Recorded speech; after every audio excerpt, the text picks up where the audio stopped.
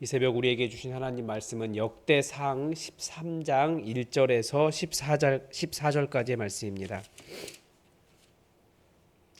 역대상 13장 1절에서 14절까지입니다. 우리 하나님의 말씀을 다 함께 받들어 읽겠습니다.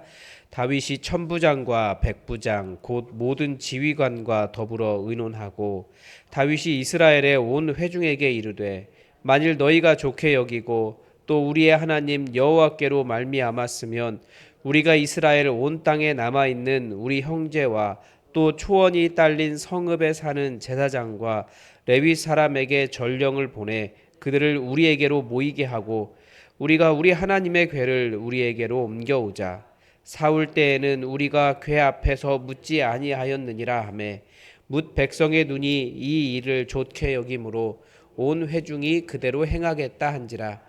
이에 다윗이 애굽의 시내에서부터 하맛 어기까지 온 이스라엘을 불러 모으고 기럇 여아림에서부터 하나님의 궤를 메어 오고자 할세 다윗이 온 이스라엘을 거느리고 바알라 곧 유다에 속한 기럇 여아림에 올라가서 여호와 하나님의 궤를 메어 오려 하니 이는 여호와께서 두 그룹 사이에 계심으로 그러한 이름으로 일컬음을 받았더라. 하나님의 궤를 새 수레에 싣고 아비나답의 집에서 나오는데 우사와 아히오는 수레를 몰며 다윗과 이스라엘 온 무리는 하나님 앞에서 힘을 다하여 뛰놀며 노래하며 수금과 비파와 소금 재금과 나팔로 연주하니라. 기돈의 타작 마당에 이르러서는 소들이 뛰므로 우사가 손을 펴서 궤를 붙들었더니 우사가 손을 펴서 궤를 붙들므로 말미암아 여호와께서 진노하사 치심에 그가 거기 하나님 앞에서 죽으니라. 여호와께서 우사의 몸을 찢으셨으므로 다윗이 노하여 그곳을 베레스 우사라 부르니 그 이름은 오늘까지 이르니라. 그날에 다윗이 하나님을 두려워하여 이르되 내가 어떻게 하나님의 궤를 내게 다윗이 궤를 옮겨 자기가 있는 다윗성으로 메어 드리지 못하고 그 대신 가드 사람 오벳 에돔의 집으로 메어 가니라. 하나님의 궤가 오벳 에돔의 집에서 그의 가족과 함께 석 달을 있으니라. 여호와께서 오벳 에돔의 집과 그의 모든 소유에 복을 내리셨더라. 아멘. 어제 본문을 통해서 다윗이 온 이스라엘의 왕으로 등극을 하는 장면을 보았습니다. 이제 다윗이 왕이 되었으니까 이제 하나님 나라가 든든하게 서가겠죠. 그런데 절대 역대기는 왕 하나 바뀐다고 해서 심지어 다윗이 온다고 해서 하나님의 나라가 완성되는 것은 아니다라는 것을 분명하게 가르쳐 줍니다. 오늘 본문에 보면 그 하나님 나라를 바르게 세우기 위해서 필요한 선결 조건들을 제시하고 있는 거죠. 근데 어떤 것이 하나님 나라를 세우는 기초겠습니까? 당연히 하나님이 계셔야 합니다. 모양이 나라라고 해서 나라가 아니라 조건을 갖추었다고 해서가 아니라 하나님이 계셔야 거기가 하나님 나라가 되는 것입니다. 먼저 1절에서부터 4절까지 보면 다윗이 하나의 제안을 합니다. 다윗이 지도자들을 소집을 했습니다. 그리고 먼저 의논했어요. 한 가지 내용을 의결을 한 것입니다. 그리고 이제 온 이스라엘 회중을 모았습니다. 그러면서 백성들에게 동의를 구합니다. 다윗이 왕이었지만 독재자는 아니었던 거예요. 이스라엘 백성들에게 동의를 구하는데 하나님의 백성으로서의 가장 근본적인 정체성을 기억하게 합니다. 또 다윗이 그렇게 한 이유는 많은 사람들이 여호와 하나님을 섬기는 사람들이 아니었기 때문에 그런 거예요. 다들 하나님 여호와라는 이름을 부르지만 그 하나님이 다윗이 섬기는 여호와와 같지 않았던 거죠. 그래서 우리의 하나님께로 말미암았으면, 즉 여러분이 동의하시고 하나님께 설악하시면 그런 뜻입니다. 제안한 내용은 하나님의 궤를 다시 돌아오게 하자라는 것이었습니다. 그러면 사울 왕의 시대와 다윗 왕의 사울 왕의 시대와 다윗 왕의 시대의 차이를 설명합니다. 사울의 때에는 자기들이 여호와의 궤 앞에서 묻지 않았다라는 것이죠. 하나님으로 말미암은 백성이 하나님의 뜻을 구하지 않고 나라를 운영했습니다. 고대 세계가 신들의 세계였기 때문에 분명히 어떤 신에게 물었을 거거든요. 근데 그 신이 여호와는 아니었더라는 거예요. 사울이 사무엘을 통해서 하나님의 말씀을 들었지만 사울은 순종하기를 거부했습니다. 그래서 사울의 나라는 오래가지 못했습니다. 여호와 하나님을 섬기지 않은 거예요. 온 백성이 이 일을 좋게 여겼기 때문에 그래서 온 나라 사람들을 불러 모았습니다. 그러니까 하나님의 백성에게는 어떤 근본적인 열망이 있습니다. 바로 여호와 하나님을 모시고 여호와 하나님을 중심으로 살고자 하는 마음입니다. 이 마음은 단순히 명목상 하나님의 백성, 여호와를 모신 백성이 아니라 그들의 중심에 나의 삶의 한가운데 여호와 하나님을 두고자 하는 간절한 갈망이었던 거죠. 하나님의 백성을 어떻게 만들어질까요? 우리는 항상 은혜를 이야기합니다. 우리를 인도하시는 분, 우리를 하나님의 백성 삼기를 기뻐하시는 분, 우리가 아직 죄인 되었을 때에 우리를 위해 아들을 내어주신 하나님의 주도권을 찬양합니다. 그러나 성경은 그런 은혜로 주어지는 하나님의 주도권뿐만 아니라 우리가 하나님의 백성 되기를 열망하는 그 간절함도 이야기합니다. 마치 다윗의 고조할머니 룻이 하나님의 백성 되기를 갈망해서 이스라엘로 들어오듯이 우리가 주의 성령을 간절히 찾고 구하는 자에게 주의 성령께서 임하시듯이 하나님의 백성에게는 하나님을 중심으로 모시고 하나님 때문에 살기를 바라는 갈망이 있다라는 거예요. 귀환한 이스라엘이 그것을 알았던 거죠. 그들이 바벨론으로 끌려가기 전에 나라가 망하기 전에 그들에게 성전이 없었습니까? 그들에게 법궤가 없었습니까? 예루살렘이라고 하는 수도 한가운데 성전이 있었고 법궤도 있었지만 사람들은 여호와 하나님 중심으로 살지 않았습니다. 마치 사울의 때처럼 여호와께 묻지 않았던 거죠. 그러면 있으나 마나 한 것 아니겠습니까? 우리도 진짜 교회를 세우겠다고 항상 고민하고 있는데 우리도 이 중심을 놓치면 안 됩니다. 우리가 법적으로 교회의 조건을 갖추었으니 우리가 온전한 교회다라고 말하는 것은 어폐가 있습니다. 외형을 갖추고 다른 교회들 하는 것처럼 이런저런 순서에 맞는 예배를 세우고 그렇다고 해서 교회가 되는 것이 아닙니다. 우리가 세우고자 하는 교회 그 중심에 하나님 계시지 않으면 아무리 외형을 갖추고 다른 사람들이 보기에 괜찮은 것처럼 한다 할지라도 교회 될 수 없는 거예요. 우리가 하는 일이 하나님 없이도 가능한 그런 일 사실 많이 있습니다. 하나님 없이도 이룰 수 있는 일들도 있습니다. 그래서 우리는 늘 조심해야 돼요.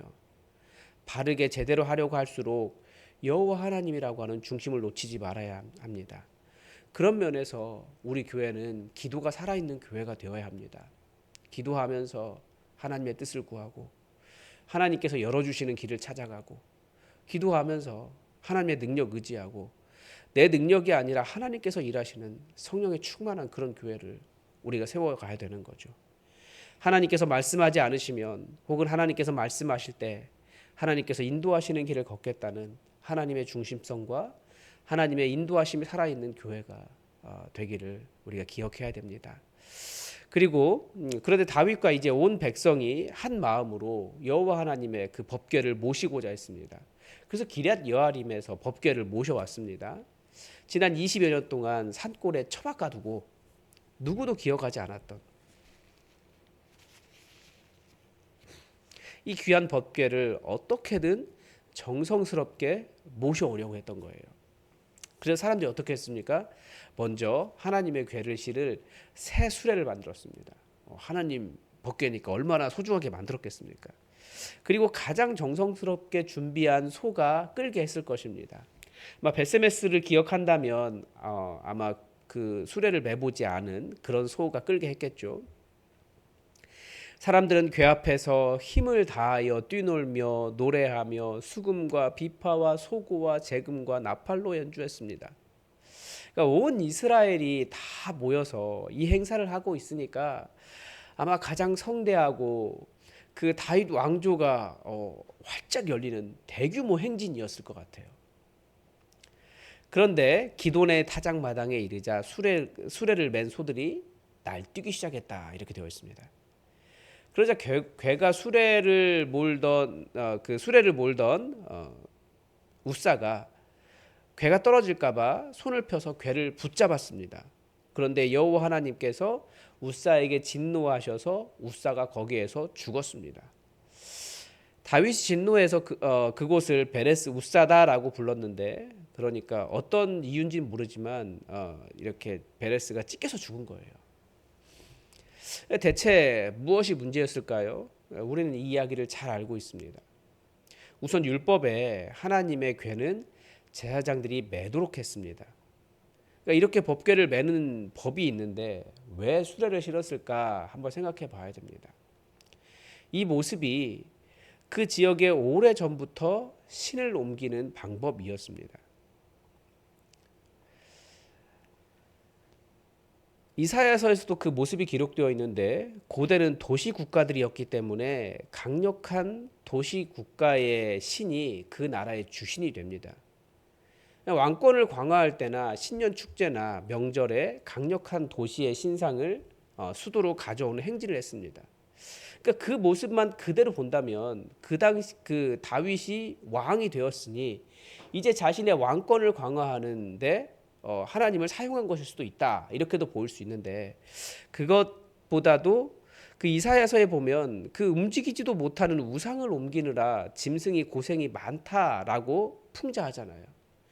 그러니까 여호와의 법궤를 모셔온다고 했으니까 얼마나 새 수레를 화려하게 만들었겠습니까? 보통 그런 이방 블레셋이나 주변 가나안 민족이나 그 신년 축제나 이럴 때 그 옮기는 그 신상을 옮기는 그런 것을 보면 그 거대한 행차거든요.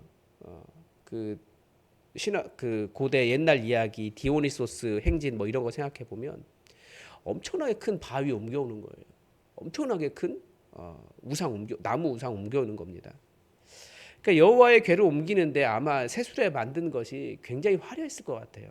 거대하고. 그런 여호와의 궤를 옮기는데 그런 우상의 방식, 블레셋이 하듯이 가나안 족속들이 하듯이 다른 사람들이 우상을 대하듯이 여호와의 궤를 옮기고 있었습니다.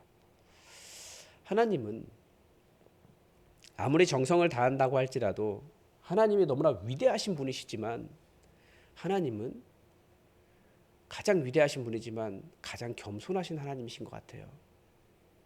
그렇게 화려한 수레가 필요 없고 그렇게 화려한 행진이 필요한 것이 아니에요. 자기가 왕되지 않고 하나님을 왕으로 모시려고 하는 겸손한 겸손한 사람들의 하나님이 되기를 하나님은 바라셨다라고도 볼 수 있는 거죠. 아무리 정성을 다한다 할지라도 하나님은 하나님의 방식으로 섬겨야 하는 것입니다.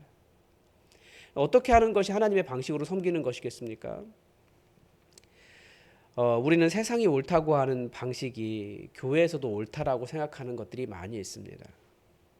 그러면 교회가 하나님 나라가 아니라 우리가 바꾸려고 하는 세상이 하나님 나라가 되지 않겠습니까?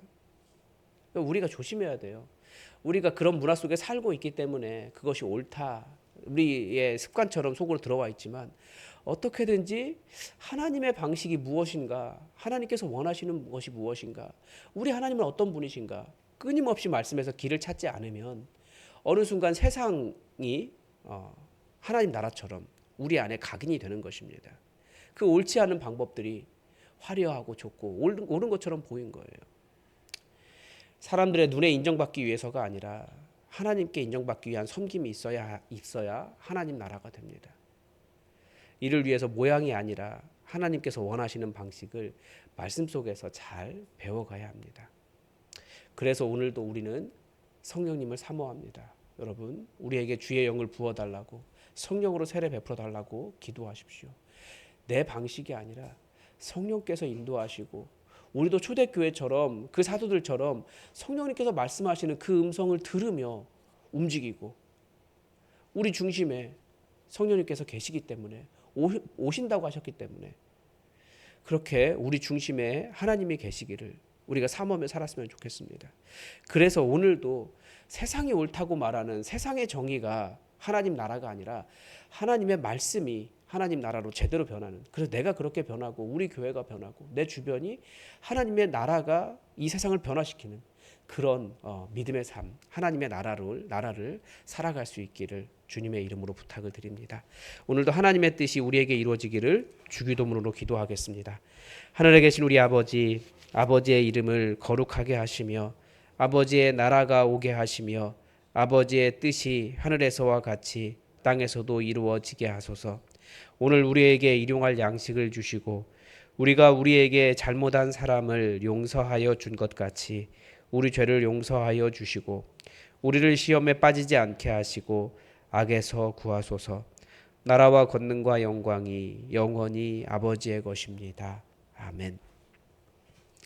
여러분 계속해서 성령의 세례 받기를 여러분 기도하시고 우리가 좋은 교회, 제대로 된 교회 만들고자 하는데 우리가 만드는 교회가 혹시 세상의 방식을 따라가는 것인지 잘 분별하고 오직 하나님의 방식 따라가서 제대로 된 교회, 성령님께서 인도하시는 초대교회와 같은 그런 교회 되게 해달라고 우리 기도하시고 또 여러분의 삶에 성령님께서 오셔서 여러분의 기도에 응답하시는 그런 기도가 되도록 또 여러분을 위해서도 기도하시기 바랍니다.